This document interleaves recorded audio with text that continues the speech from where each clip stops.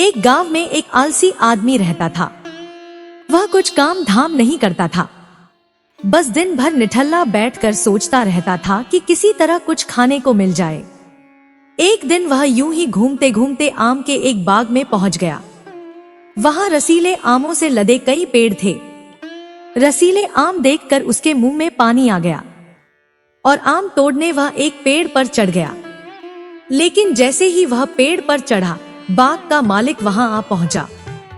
बाग के मालिक को देखकर आलसी आदमी डर गया और जैसे तैसे पेड़ से उतरकर वहां से भाग खड़ा हुआ। भागते भागते वह गांव के बाहर स्थित जंगल में जा पहुंचा। वह बुरी तरह से थक गया था, इसलिए एक पेड़ के नीचे बैठकर सुस्ताने लगा। तभी उसकी नजर एक लोमड़ी पर पड़ी। उस लोमड़ी की एक टांग टूटी हुई थी और वह लंगड़ा कर चल रही थी। लोमड़ी को देख आलसी आदमी सोचने लगा कि ऐसी हालत में भी जंगली जानवरों से भरे इस जंगल में ये लोमड़ी जिंदा बच कैसे गई? किसी जानवर ने अब तक इसका शिकार क्यों नहीं किया?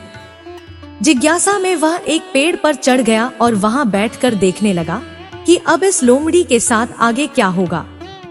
कुछ ही समय बीता था कि पूरा जंगल शेर की भयंकर दहाड़ से गूंज उठा, जिसे सुनकर सारे जानवर डरकर भागने लगे।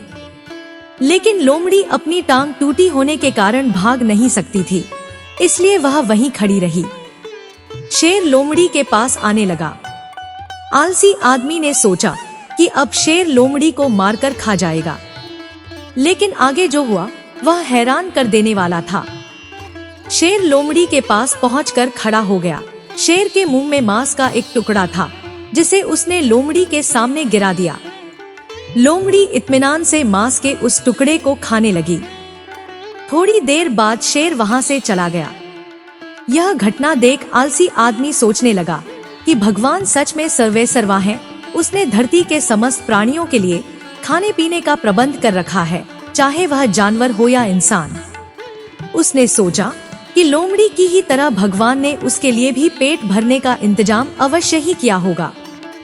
यह सोचकर वह अपने घर लौट आया।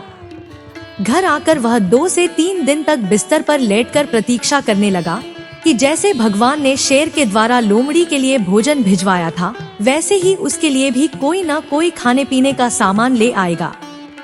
लेकिन ऐसा कुछ नहीं हुआ। भूख से उसकी हालात खराब होने लगी। आखिरकार उसे घर से बाहर निकलना ही पड़ा। घर के बाहर उसे एक पेड़ के नीचे बैठे हुए बाबा दिखाई पड़े। वह उनके पास गया और जंगल का सारा वृतांत सुनाते हुए वह बोला, बाबा जी, भगवान मेरे साथ ऐसा क्यों कर रहे हैं? उनके पास जानवरों के लिए भोजन का प्रबंध है, लेकिन इंसानों के लिए नहीं। बाबा जी ने उत्तर दिया, बेटा, ऐसी बात नहीं है।